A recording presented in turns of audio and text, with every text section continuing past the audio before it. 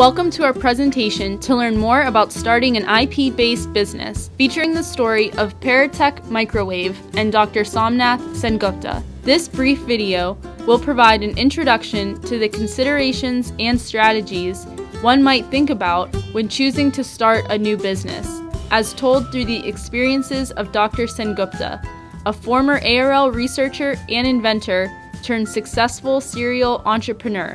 Let's introduce Dr. Sengupta and learn more about the Paratek journey. So I got my PhD in solid-state laser materials from the University of South Florida. I did my postdoctoral work at the Massachusetts Institute of Technology, and then I went to work for the Army Research Lab, first as a postdoc and then as a civilian, where over the 5 years course, me and my collaborators, we were able to develop an excellent technology base for low-cost electronic scanning antenna, tunable filters, and other RF products.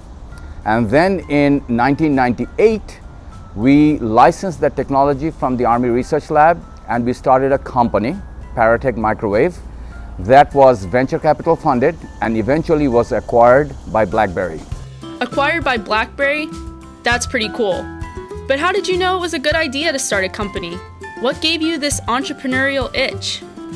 I really wanted to know how good this technology was, and to commercialize it, and I really did not want to wait 20 years and then probably repent that I could have done it. But I was also at that point in my life that there was a lot of risk involved because we had small children and whatnot. However, we decided to take the risk. We resigned from the Army Research Lab, and we left in 1998 to start this company, Paratek Microwave. And the first year, we did not pay ourselves, although we had one employee whom we paid every month. We were able to secure some business from 2 or 3 companies who wanted our material in different forms. That kept us going. But also the Department of Business and Economic Development of the state of Maryland gave us some funding.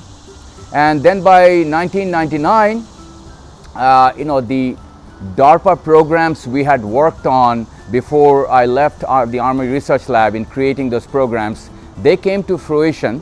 Wait, DARPA programs? That sounds pretty serious. Tell us more about how you were able to leverage those programs to validate your technology. Back in 1996, I came across some DARPA programs that were like a consortium type programs.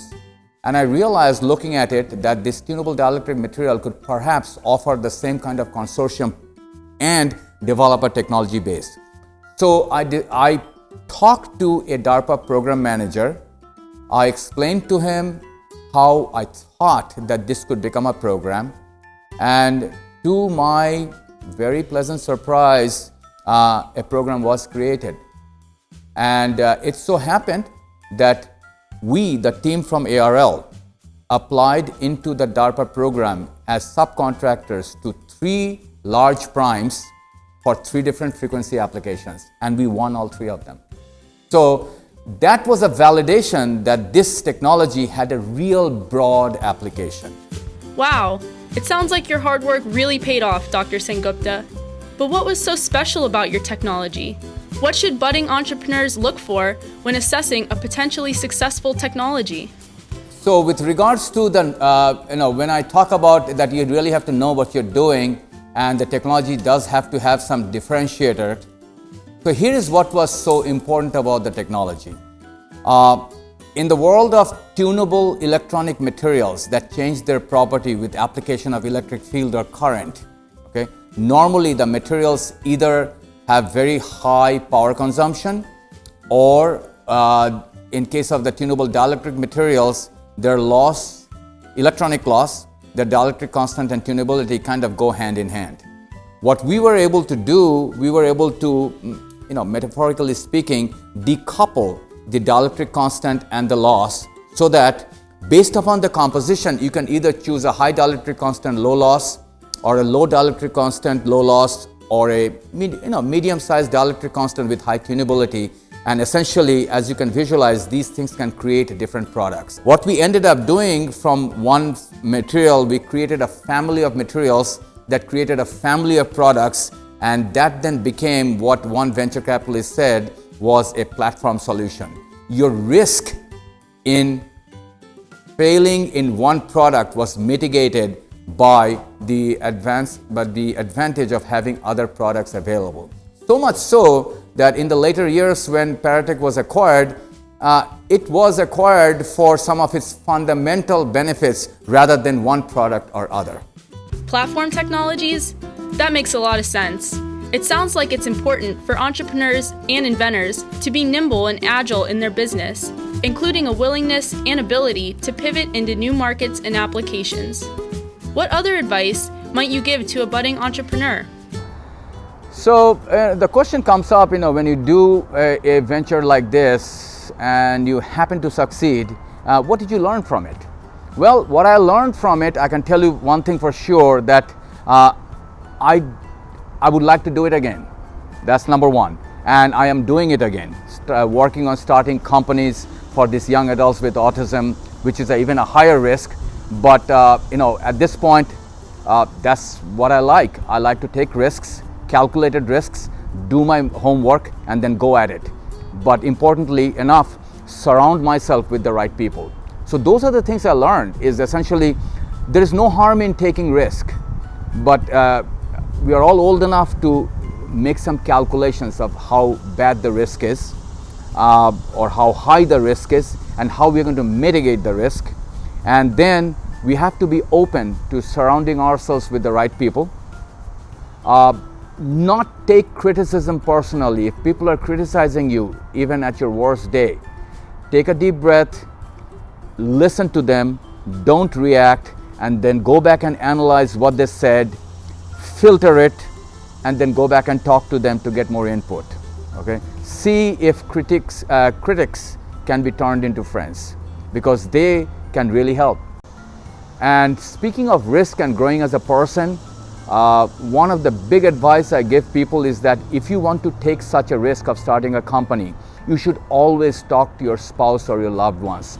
Do not leave them in the dark and go do it, because it's a very high chance that you may not succeed because you don't have the love and support of the family.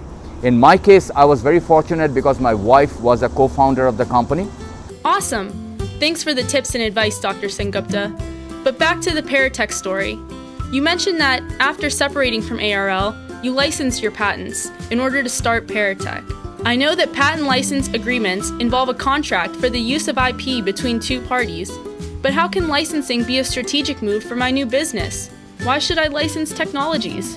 So when you license something, it essentially tells you that, when you talk about, if you look at patenting, what that is all about, it is about digging a moat around you, okay?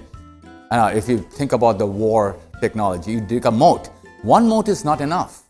You dig moat after moat so that if the moats are defeated, and sometimes what you do, the farthest moat, you deliberately make it weak so that they can break in, so that you can see who they are, right? That's the war technology, art of war.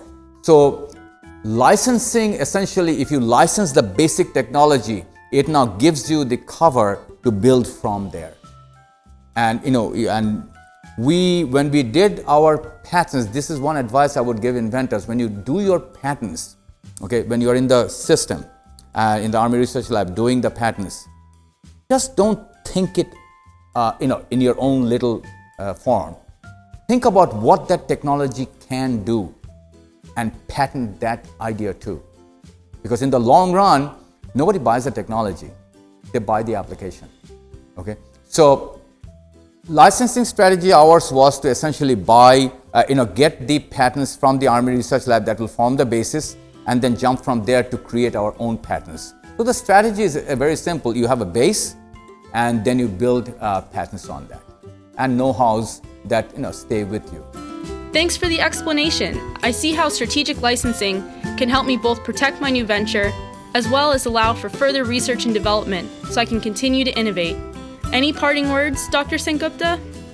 You should define to yourself what success would look like to you. That's your definition.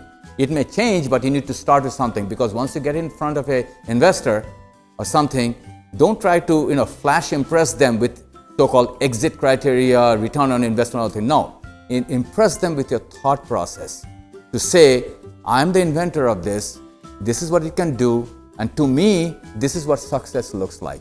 Then they see the real person because they're investing in the real person until they know you. Okay? So what I've learned a lot from this journey, and it has, I would say it has definitely impacted my personal life, and it has impacted how I look at the world moving forward, and how I talk to people, and how I always tell them that taking a risk, a calculated one, unless it is life-threatening or something, or going to harm somebody, is always worth it, because you will find out what you're made of. Thanks, Dr. Sengupta. We hope you learned a lot today. Thank you for your time. If you have any questions about Dr. Sengupta's story, licensing technology, or starting a new business, contact us at Energetics Technology Center through our small business incubator program, TechFire. This video is made possible by funding from the Army Research Lab.